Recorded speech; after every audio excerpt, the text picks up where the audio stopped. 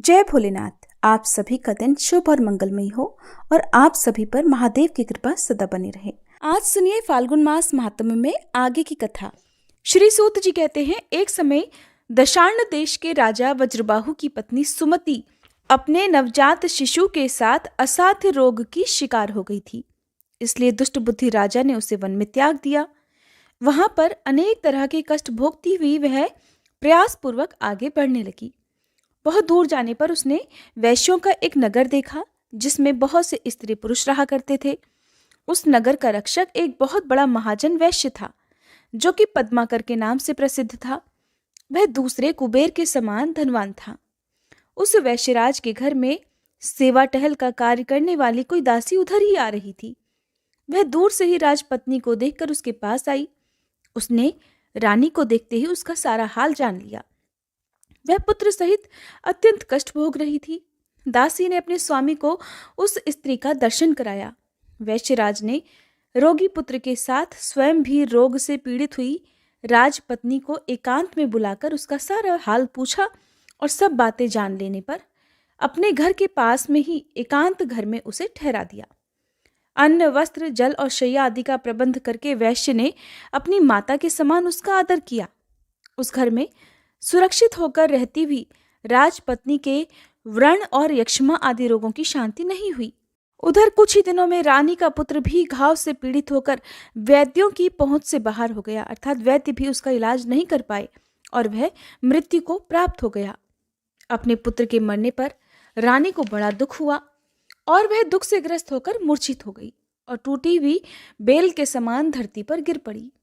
फिर होश आने पर वैश्यों की स्त्रियों ने उसे बहुत समझाया।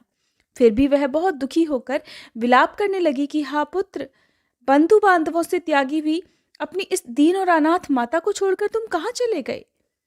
जब वह इस प्रकार विलाप कर रही थी, उसी समय ऋषभ नाम से प्रसिद्ध एक शिवयोगी वहां आ पहुंचे।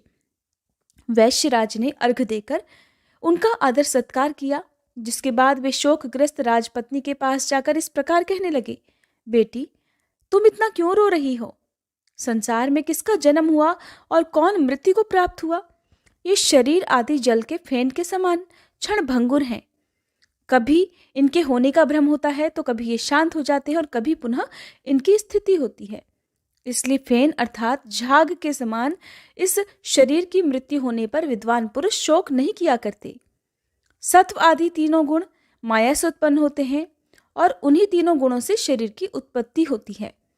वर्तमान संसार में जीव अपने कर्मों के बंधन से बंधकर बार बार ऐसी सुख अथवा दुखमयी अवस्था को प्राप्त होता है जिसका अनुमान करना अत्यंत कठिन है।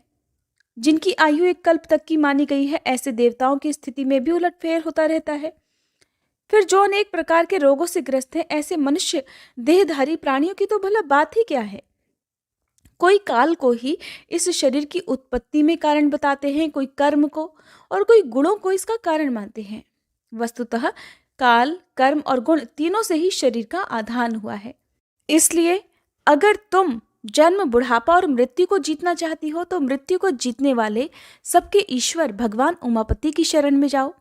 तभी तक मृत्यु का घोर भय है और जन्म तथा मृत्यु जरावस्था का भय है। जब तक कि जीव भगवान शिव के चरण कमलों की शरण में नहीं जाता, अत्यंत भयंकर संसार में तरह तरह के दुखों का अनुभव करके मनुष्य का मन जब उसकी ओर से विरक्त हो जाता है, उस समय उसे भगवान महेश्वर का ध्यान करना चाहिए। जो मन से भगवान शिव के ध्यान रूपी रसामृत का पान करता है, उस पुरुष को फिर संसार की विषय रूपी मदिरा को पीने की तृष्णा नहीं होती। इस प्रकार शिव योगी ने अनुनय पूर्वक जब रानी को समझाया, तब उसने उन्हीं को गुरु मानकर उनके चरण कमलों में प्रणाम करके कहा कि हे भगवान, जिसका इकलौता पुत्र मर गया हो, जिसे प्रिय बंधुओं ने त्याग दिया हो और जो महान रोग से अत्यंत पीड़ित रहती हो, ऐसी मुझ अभागिनी के लिए मृत्यु के सिवा भला दूसरी कौन गति है। इसलिए मैं इस शिशु के साथ ही प्राण त्याग देना चाहती हूँ।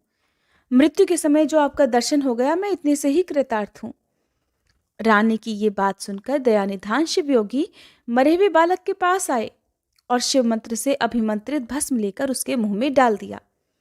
विभूति के पड़ते ही वह मरा हुआ बालक प्राण युक्त हो गया, अर्थात उसके मृत शरीर में चेतना आ गई। तब उसकी इंद्रियों में पहले की तरह शक्ति आ गई और वह दूध पीने की इच्छा से रोने लगा। तब नेत्रों से आनंद के आंसू बहाती हुई रानी ने झपटकर अपने बालक को अपनी गोद में उठा लिया और उसे छाती से लगाकर अपूर्व आनंद में डूब गई। जिसके बाद शिवयोगी ने माता और बालक के विषैले घावों से युक्त शरीर में उस भस्म का ही स्पर्श कराया। इससे उन दोनों के शरीर दिव्य हो गए। उन्होंने देवताओं के समान कांतिमान स्वरूप धारण कर लिया। जिसके बाद ऋषभ ने रानी से कहा कि बेटी, तुम दीर्घ काल तक जीवित रहो। जब तक इस संसार में जीवित रहोगी तब तक वृद्धावस्था तुम्हारा स्पर्श नहीं कर सकेगी। साध्वी, तुम्हारा ये पुत्र लोक में भद्रायु नाम से प्रसिद्ध होगा और अपना राज्य भी प्राप्त कर लेगा। तब तक तुम इन्हीं वैश्यराज के घर में रहो जब तक कि तुम्हारा पुत्र पूरी तरह से विद्वान न हो जाए। इस प्रकार ऋषभ योगी ने भस्म की शक्ति से मरे हुए राजकुमार को जीवित करके अपने अभीष्ट स्थान को प्रस्थान किया। भद्रायु उन्हीं वैश्यराज के घर में अब बढ़ने लगा। वैश्य के भी सुनय नामक एक पुत्र था जो कि राजकुमार का सखा हुआ। राजकुमार और वैश्य कुमार दोनों एक दूसरे से बड़ा स्नेह रखा करते थे। वैश्यराज ने विद्वान ब्राह्मणों के द्वारा राजकुमार और अपने पुत्र का भी संस्कार विस्तार पूर्वक करवा दिया। समय पर उपनयन संस्कार हो जाने के बाद दोनों बालकों ने गुरु सेवा में तत्पर होकर विनय पूर्वक संपूर्ण विद्याओं का संग्रहण किया। जिसके बाद जब राजकुमार का 16वां वर्ष लगा तब वे ही ऋषभ योगी पुनः वैश्यराज के घर पधारे। रानी और राजकुमार ने बड़े हर्ष के साथ उन्हें बार बार प्रणाम करके उनकी यथायोग्य पूजा की। उन दोनों से पूजित होने पर योगीश्वर शिवयोगी ने कहा कि बेटा, तुम कुशल से तो हो ना? तुम्हारी माता को भी कोई कष्ट तो नहीं है? क्या तुमने इन सभी विद्याओं का अध्ययन कर लिया? गुरुजनों की सेवा में सदा लीन रहते हो ना? वत्स, क्या तुम मुझ प्राणदाता गुरु का कभी स्मरण करते भी हो या नहीं? योगीश्वर ऋषभ के ऐसा कहते समय विनयशीला रानी ने अपने पुत्र को ही उनके चरणों में डाल दिया और कहने लगी, गुरुदेव, ये तो आपका ही पुत्र है, आप ही इसके प्राणदाता पिता हैं। आप दया करके अपने इस शिष्य को अनुग्रहित करें और इसे सत्पुरुषों के उत्तम मार्ग शुभ कर्म का उपदेश दीजिए।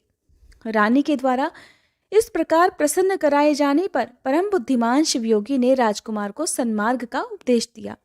शिवयोगी कहने लगे, बेटा, वेद, स्मृति और पुराणों में जिसका उपदेश किया गया है वही सनातन धर्म है। सब लोगों को चाहिए कि अपने अपने वर्ण और आश्रम के अनुसार सदा शास्त्रोक्त धर्म का सेवन करें। वत्स, तुम सदा सत्पुरुषों के मार्ग पर चलो, उत्तम आचार का ही पालन करो, देवताओं की आज्ञा का कभी उल्लंघन ना करो, देवताओं की अवहेलना भी ना करो। गौ, देवता, गुरु और ब्राह्मण के प्रति सदा भक्तिभाव रखो। अतिथि के रूप में यदि चांडाल भी अपने घर पर आ जाए तो सदा उसका भी सम्मान करो, उसका भी सत्कार करो। अपने प्राणों पर संकट आ जाए तो भी सत्य को ना छोड़ो।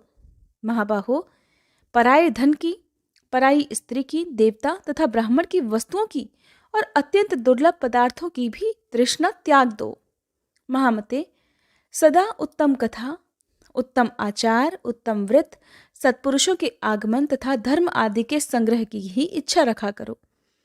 स्नान, जप, होम, स्वाध्याय, पितृतर्पण, गो पूजा, देव पूजा और अतिथि पूजा में कभी आलस्य को पास मत आने दो। क्रोध, द्वेष, भय, शठता, चुगली, अनुचित आग्रह, कुटिलता, दंभ और उद्वेग आदि का यत्नपूर्वक त्याग कर दो। अकारण ही बैर, व्यर्थ की बकवास और दूसरों की निंदा छोड़ दो। इन सब का परित्याग कर दो। अधिक भोजन, अधिक परिश्रम, अधिक बातचीत और अधिक खेलकूद तथा क्रीड़ा विलास को सदा के लिए छोड़ दो। ब्रह्म मुहूर्त में उठकर भलीभांति आचमन करके तुम पहले अपने गुरुजी को प्रणाम करो। उसके बाद उमापति भगवान शिव का ध्यान करके लक्ष्मीपति नारायण, ब्रह्मा, श्री गणेश, स्कंद, कात्यायनी देवी, महालक्ष्मी, सरस्वती, इंद्र आदि लोकपाल तथा पवित्र यश वाले महर्षियों का चिंतन किया करो। उसके बाद उदय काल में सदा भगवान सूर्य को प्रणाम करो। गंध, पुष्प, तांबूल, शाक और पके फल आदि भक्ष्य, भोज्य, प्रिय और नूतन पदार्थ पहले भगवान शिव को अर्पित करके फिर प्रसाद रूप से उसका उपभोग करो। जो कुछ भी दान, सत्कर्म, जप, स्नान, होम, चिंतन तथा तप तुम्हारे द्वारा किया जाए वह सब भगवान शिव को समर्पित कर दो। खाते, पीते, बात करते, सोते, घूमते, देखते, सुनते, बोलते और ग्रहण करते समय सदा भगवान शिव का ही ध्यान करो। प्रतिदिन मंत्रराज पंचाक्षर का जप और ध्यान करते हुए अर्थात ओम नमः शिवाय मंत्र का जाप करते हुए सदा भगवान शिव के चरणों में अपने मन को रमाते रहो। वत्स, ये संक्षेप में तुम्हारे लिए धर्म का उपदेश किया गया है। ऋषभ शिवयोगी कहते हैं, हे भद्रायु, पवित्र स्थान में यथायोग्य आसन बिछाकर बैठे, इंद्रियों को अपने वश में करके प्राणायाम पूर्वक अविनाशी भगवान शिव का चिंतन करें और फिर षडाक्षर न्यास के द्वारा अपने मन को एकाग्र करके शिव कवच के द्वारा अपनी रक्षा करें। ऐसा कहकर ऋषभ योगी ने उस राजकुमार को एक बहुत भारी आवाज करने वाला एक शंख तथा शत्रुओं का नाश करने वाला एक खड्ग दिया। फिर भस्म को अभिमंत्रित करके राजकुमार के सभी अंगों में लगाया और उसे 12,000 हाथियों का बल प्रदान किया। इसके बाद योगी ने कहा कि वत्स, इस तलवार की धार बड़ी पैनी है, तुम जिसको एक बार इसे दिखा दोगे उस शत्रु की तत्काल ही मृत्यु हो जाएगी तथा तुम्हारे जो भी शत्रु इस शंख की आवाज सुनेंगे वे मूर्छित होकर गिर जाएंगे, अचेत होकर हथियार डाल देंगे। ये खड्ग और शंख दोनों ही दिव्य हैं। इनके प्रभाव से और भगवान शिव के कवच की महिमा से 12,000 हाथियों के समान महान बल से तथा भस्म धारण जनित शक्ति से तुम शत्रु सेना पर अवश्य ही विजय प्राप्त करोगे। पिता के सिंहासन को पाकर इस पृथ्वी की रक्षा करोगे। इस प्रकार माता सहित भद्रायु को भली भांति उपदेश करके उन दोनों से पूजित होकर योगी बाबा इच्छानुसार चले गए। इधर मगध देश के राजा ने राजा वज्रबाहु को युद्ध में हराकर उनकी राजधानी को नष्ट भ्रष्ट कर डाला, उनकी स्त्रियों और गोधन आदि को हर लिया और वज्रबाहु को भी बलपूर्वक बांधकर रथ पर बिठाकर वे शत्रु लोग अपने नगर को ले गए। इस प्रकार राष्ट्र के विनाश का भयंकर कोलाहल होने पर बलवान राजकुमार भद्रायु ने भी ये समाचार सुना कि शत्रुओं ने मेरे पिता को बांध लिया, मेरी माताओं को भी हर लिया और दशार्ण देश का राज्य भी नष्ट कर दिया है। ये सुनकर राजकुमार भद्रायु सिंह की भांति गर्जना करने लगा। फिर उसने शंख और खड्ग ले लिए, कवच पहना और घोड़े पर सवार होकर वह शत्रुओं को जीतने की इच्छा से बड़े वेग से उस स्थान पर आया जहां मगध सेना भरी हुई थी। राजकुमार शीघ्र ही शत्रुओं की सेना में घुस गया और धनुष को कान तक खींचकर बाणों की वर्षा करने लगा। राजपुत्र के बाणों की मार खाकर शत्रु भी उस पर टूट पड़े और बड़ी तेजी से भयंकर बाणों द्वारा उसे घायल करने लगे। युद्ध के लिए उन्मत्त शत्रुओं के अस्त्र शस्त्रों की वर्षा से घायल होकर भी धीर वीर राजकुमार रणभूमि में जरा भी विचलित नहीं हुआ। वह शिव कवच से पूरी तरह सुरक्षित था। मगध सैनिकों की अस्त्र वर्षा का सामना करते हुए ही वीरवर भद्रायु ने शत्रु सेना में प्रवेश करके बहुत से रथों, हाथियों और पैदल सैनिकों को बड़ी जल्दी ही मार गिराया। रणभूमि में ही एक रथी को सारथी सहित मारकर राजकुमार ने उसके रथ पर अधिकार कर लिया और अपने मित्र वैश्य कुमार को सारथी बनाकर अब युद्ध के मैदान में घूमना प्रारंभ कर दिया। ऐसा लगता था मानो हिरणों के झुंड में कोई शेर घूम रहा हो। तब शत्रु सेना के सभी बलवान सेनापति अपना धनुष उठाए क्रोध में भरकर केवल उसी की ओर दौड़ पड़े। ये देखकर राजकुमार भद्रायु उन आक्रमणकारियों के सामने अपना भयंकर खड्ग उठाए उन्हें अपना पराक्रम दिखलाने के लिए आगे बढ़ा। चमकती हुई विकराल तलवार को देखते ही सब सेनापति सहसा उसके प्रभाव से प्रतिहत होकर प्राणों से हाथ धो बैठे। उस रणभूमि में जो जो सैनिक उस चमचमाती हुई तलवार को देख लेते उन सब की तुरंत ही मृत्यु हो जाया करती। उसके बाद भद्रायु ने शत्रुओं की सभी सेना का नाश करने के लिए अतिशय गर्जना करने वाले उस महाशंख को बजाया। उस शंख ध्वनि की सुनते ही सब शत्रु मूर्छित होकर धरती पर गिर पड़े।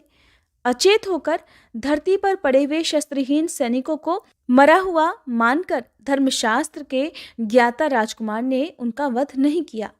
अपने बंधे हुए पिता को बंधन मुक्त करके शत्रुओं के वश में पड़ी हुई अपनी माताओं को भी राजकुमार ने छुड़ा लिया।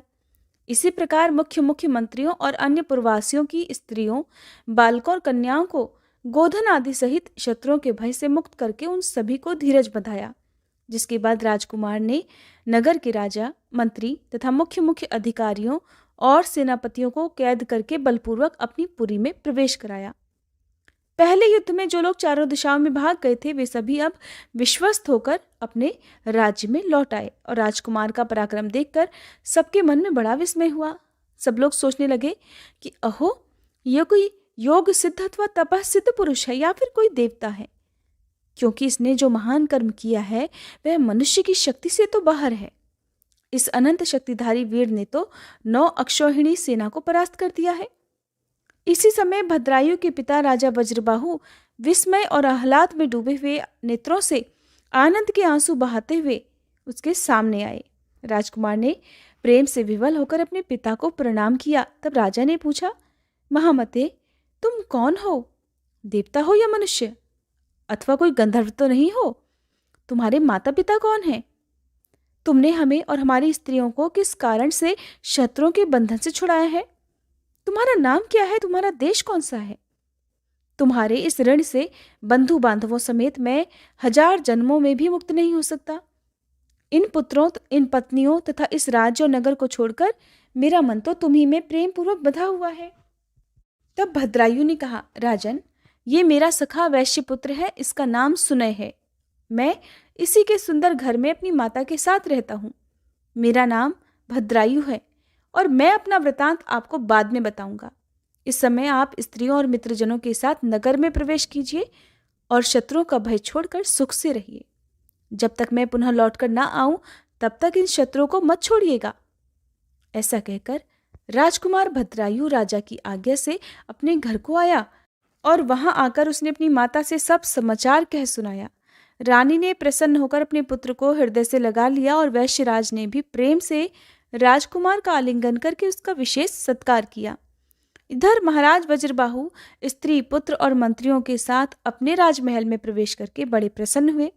वह रात बीतने पर योगियों में श्रेष्ठ ऋषभ महारानी सीमंतनी के पति राजा चंद्रागत के पास गए और भद्रायु की उत्पत्ति तथा उसके अलौकिक पराक्रम का वर्णन करके एकांत में प्रेम पूर्वक बोले, राजन, तुम अपनी पुत्री कीर्ति मालिनी का विवाह राजकुमार भद्रायु के साथ कर दो।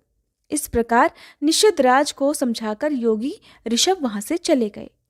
इसके बाद राजा चंद्रागत ने वैवाहिक मंगल के लिए उपयुक्त शुभ मुहूर्त में भद्रायु को बुलाया और अपनी कीर्ति मालिनी नामक पुत्री उसके साथ ब्याह दी। भद्रायु के पिता राजा वज्रबाहु को भी बुलाकर निषद राज ने मंत्रियों सहित उसकी अगवानी की और नगर में आने पर उन सभी का यथावत सत्कार किया। वज्रबाहु ने देखा, शत्रुओं का नाश करने वाला भद्रायु विवाह करके मेरे चरणों में प्रणाम कर रहा है। तब उन्होंने बड़े प्रेम और हर्ष से उठाकर उसे अपने हृदय से लगा लिया और निषद राज से कहा, चंद्रागत जी, आपका ये दामाद बड़ा बलवान है।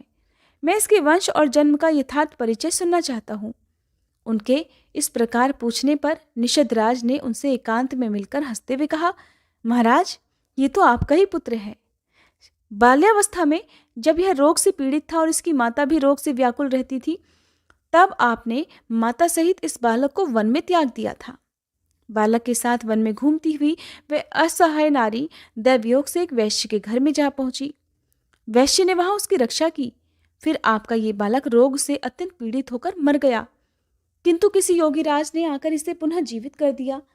योगीराज का नाम ऋषभ है। शिव योगी ऋषभ के ही प्रभाव से ये माँ बेटे देवताओं के समान दिव्य रूप को प्राप्त हुए हैं। उन्हीं के दिए हुए शत्रुनाशक खड्ग और शंख के द्वारा शिव कवच से सुरक्षित होकर भद्रायु ने युद्ध में शत्रुओं पर विजय पाई है। ये अकेले ही 12,000 हाथियों का बल धारण करते हैं। ये सभी विद्याओं में पारंगत हैं और अब मेरे दामाद भी हो गए हैं। अतः आप इन्हें और इनकी पतिव्रता माता को साथ लेकर अपने नगर को जाइए। इससे आप उत्तम कल्याण के भागी होंगे। ये सब बातें बताकर राजा चंद्रांगत अपने रनिवास में ठहरी हुई राजा की ज्येष्ठ पत्नी को वहां ले आए। वे वस्त्र आभूषणों से विभूषित थीं। उन्होंने वज्रबाहु को रानी से मिलाया। ये सब वृतांत सुनकर और देखकर राजा वज्रबाहु बहुत लज्जित हुए और मूर्खतावश उनके द्वारा जो अनुचित कर्म हो गया था उसकी वे खुद ही निंदा करने लगे। पत्नी और पुत्र के दर्शन से उन्हें बड़ी खुशी हुई। उनके सभी अंगों में रोमांच हो आया और उन्होंने दोनों को हृदय से लगा लिया। इस प्रकार निषद राज से पूजित और प्रशंसित होकर राजा वज्रबाहु ने अपनी बड़ी रानी को, राजकुमार भद्रायु को और पुत्र वधू कीर्ति मालिनी को भी साथ लेकर परिवार सहित अपनी राजधानी को प्रस्थान किया। वहां जाकर भद्रायु ने समस्त पुरवासियों को आनंदित किया। समय आने पर उसके पिता जब स्वर्गवासी हो गए तब युवावस्था में अद्भुत पराक्रमी भद्रायुओं ने ही संपूर्ण पृथ्वी पर शासन किया और ब्रह्मर्षियों के समीप मगधराज हेमरथ से मित्रता जोड़कर उन्हें अपने बंधन से मुक्त कर दिया। जय भोलेनाथ। आज के अध्याय में बस इतना ही। इसके आगे की कथा आप सभी आने वाले अध्याय में जरूर सुनिएगा।